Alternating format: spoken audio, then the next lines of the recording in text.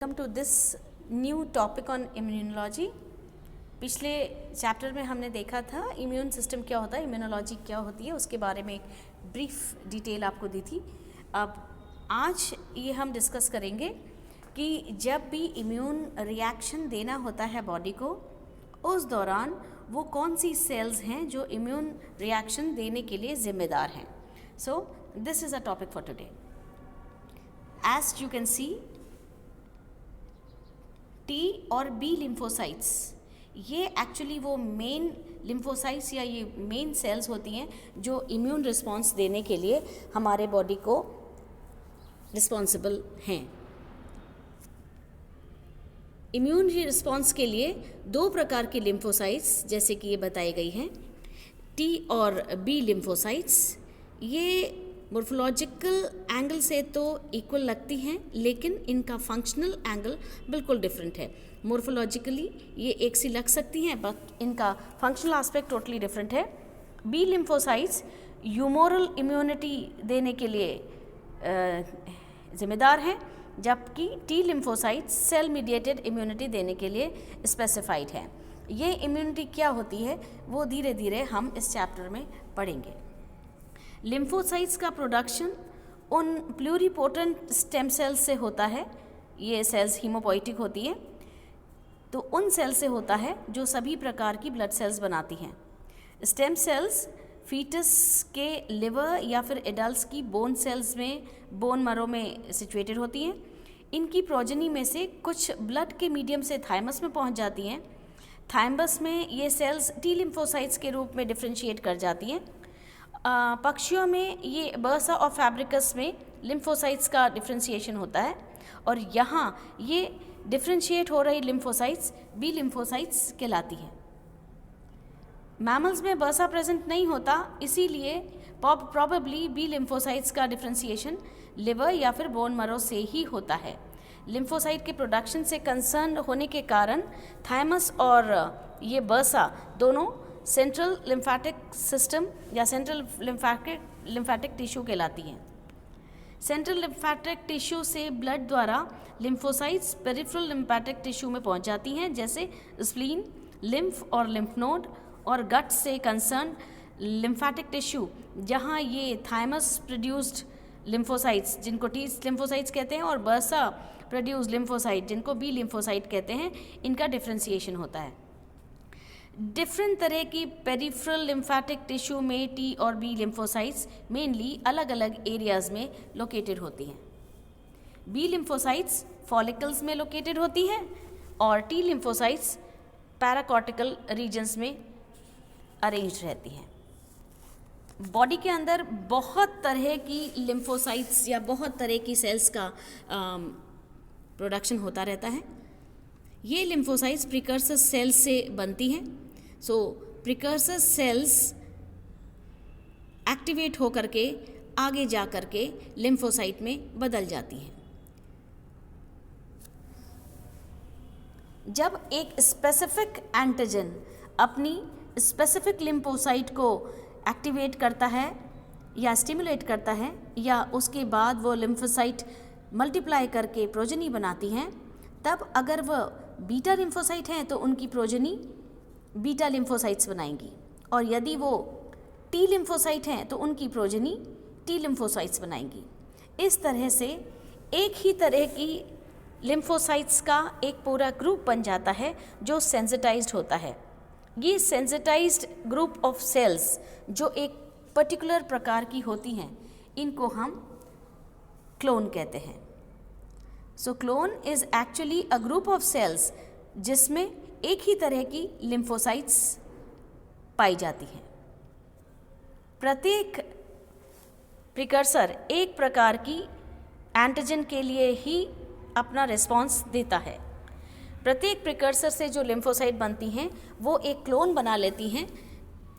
इस क्लोन के अंदर कुछ मैकेनिज्म छुपा रहता है जिसके द्वारा इम्यून रिएक्शन देखने को मिलता है।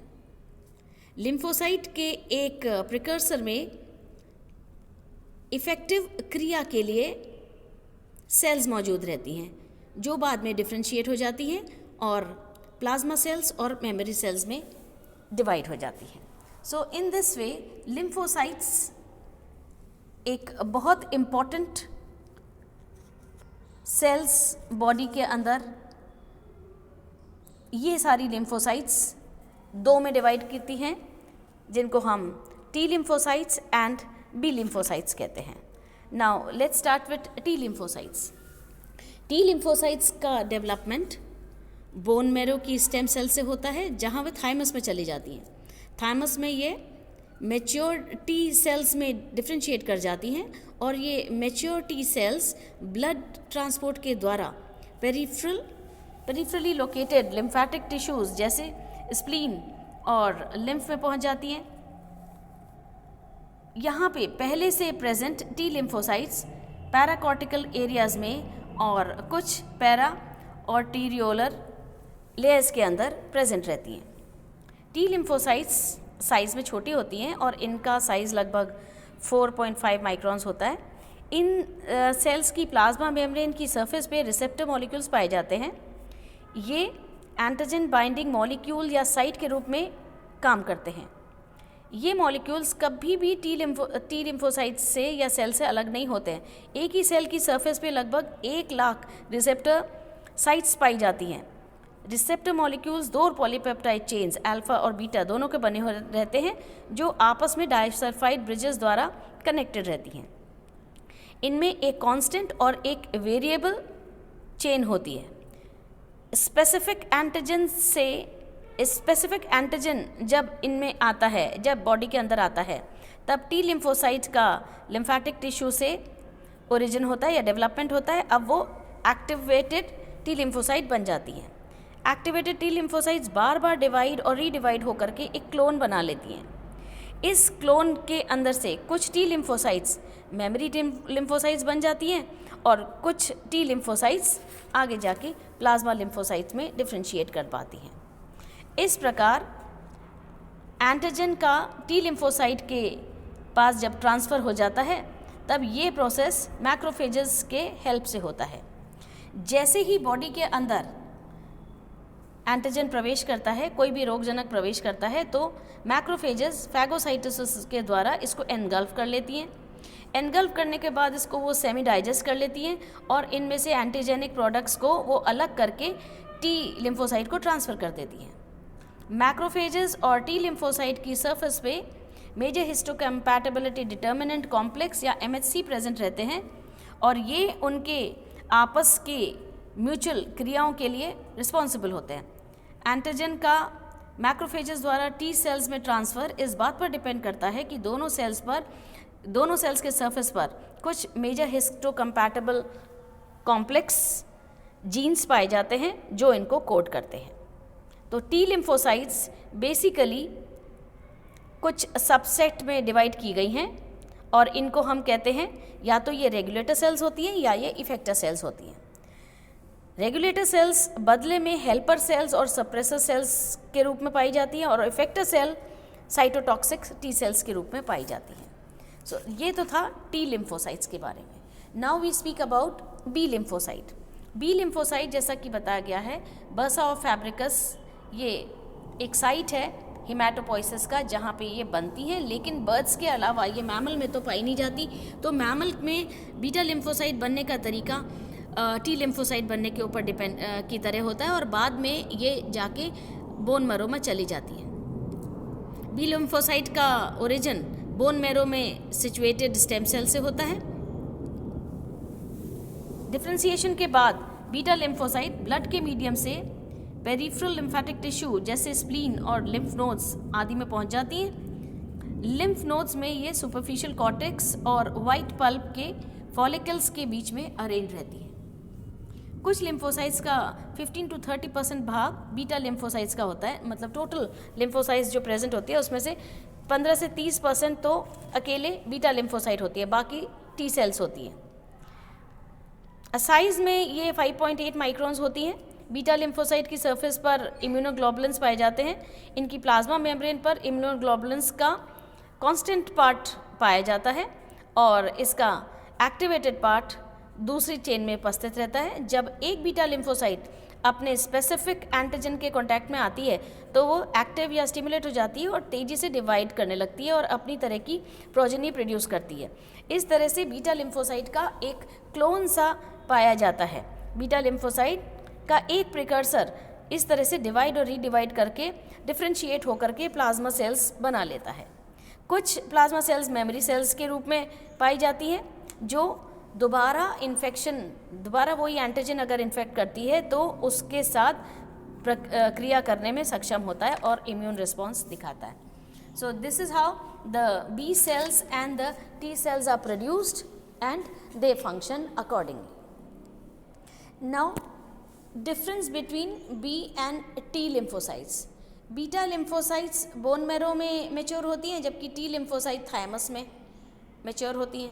बीटा लिम्फोसाइट 20% पार्ट बनाती हैं, 15 से 30% लगभग टोटल लिम्फोसाइट का, जबकि टी लिम्फोसाइट करीबन 70 से 80% भाग बनाती है। इसका मतलब टी लिम्फोसाइट्स ज़्यादा होती हैं। बीटा लिम्फोसाइट जो प्रकार का इम्यून रिस्पॉन्स देती है उसको हम ह्यूमोरल इम्यून रिस्पॉन्स कहते हैं, जबकि टी सेल्स का involvement cell mediated immune response में रहता है। Mature B cells lymph node के बाहर पाई जाती हैं, जबकि mature T cell lymph node के अंदर की तरफ पाई जाती हैं। ये सब पॉपुलेशन ऑफ बीटा सेल के रूप में मेमोरी सेल्स और प्लाज्मा सेल्स पाई जाती हैं, जबकि सब पॉपुलेशन ऑफ टी लिम्फोसाइट के रूप में साइटोटॉक्सिक और हेल्पर और सप्रेसर सेल्स पाई जाती हैं। बीटा सेल्स एंटीजन से बाइंड करने के काबिल होती हैं, जबकि टी सेल्स एंटीजन के साथ बाइंड नहीं करती directly. Thymus specific antigens absent होती हैं बीटा सेल में, जबकि thymus specific antigens T cells में प्रेजेंट होती हैं। बीटा सेल का लाइफ स्पैन कंपैरेटिवली कम होता है, जबकि टी सेल्स का लाइफ स्पैन कंपैरेटिवली ज़्यादा होता है। बीटा सेल इन्फेक्शन की तरफ मूव नहीं करती, जबकि टी सेल इन्फेक्शन की साइट पे मूव करती हैं और इन्फ्लेमेशन रिएक्शन देती हैं। बीटा सेल रिकग्नाइज कर सकती है एंटीजेंस को बैक्टीरियल और वायरल सरफेस के ऊपर, जबकि टी सेल रिकग्नाइज कर सकती है एंटीजेंस को केवल इन्फेक्टेड सेल्स के बाहर। बीटा सेल रिकग्नाइज करती है एंटीजेंस को अपने मेम्ब्रेन बाउंड एंटीबॉडीज़ के थ्रू, जबकि टी सेल्स एंटीजेंस को रिकग्नाइज करती हैं सेल रिसेप्टर्स के थ्रू जो उसके सरफेस मेम्ब्रेन पे पाए जाते हैं। अब दोनों ही प्रकार की cells, beta lymphocytes and thymus lymphocytes, T lymphocytes, ये दो अलग प्रकार के रिएक्शंस देती हैं, जिनको हम एक तो ह्यूमोरल रिस्पॉन्स रिएक्शन कहते हैं, एक सेल मीडिएटेड। नाउ इन दोनों के बारे में थोड़ा सा ब्रीफ नॉलेज लेते हैं, पूरा प्रोसेस तो अगले लेक्चर में लेंगे। सो ह्यूमोरल इम्यूनिटी जो होती है वो एक्चुअली बीटा सेल्स के द्वारा दिखाई जाती है, और टी लिम्फोसाइट के द्वारा जो इम्यूनिटी दिखाई जाती है उसको हम सेल मीडिएटेड इम्यूनिटी कहते हैं। अब इनका डिफरेंस, ह्यूमोरल इम्यूनिटी ये कंपोनेंट होती है अडेप्टेड इम्यूनिटी की, जहाँ पे बीटा सेल्स मेनली जिम्मेदार रहती हैं, जबकि सेल मीडिएटेड इम्यूनिटी में टी सेल्स जिम्मेदार होती हैं। मेन सेल्स ह्यूमोरल इम्यूनिटी की बीटा सेल होती हैं, जबकि सेल मीडिएटेड इम्यूनिटी की मेन सेल्स टी सेल्स होती हैं। सेल टाइप्स, ह्यूमोरल इम्यूनिटी में दोनों टी और बी सेल टाइप्स और मैक्रोफेजेस सब इन्वॉल्व रहते हैं, जबकि सेल मीडिएटेड इम्यूनिटी में helper T cells, cytotoxic T sales, natural killer cells और मैक्रोफेजेस जिम्मेदार रहती हैं। एक्शन वाइज देखा जाए तो एक्शन में ह्यूमोरल इम्यूनिटी केपेबल होती है एक्स्ट्रा सेल्यूलर मेम्ब्रेन पे एक्ट करने की टॉक्सिन्स के द्वारा, जबकि सेल मीडिएटेड इम्यूनिटी में इंट्रासेल्यूलर माइक्रोब्स जैसे वायरस, बैक्टीरिया और ट्यूमर सेल्स ये पार्टिसिपेट करते हैं।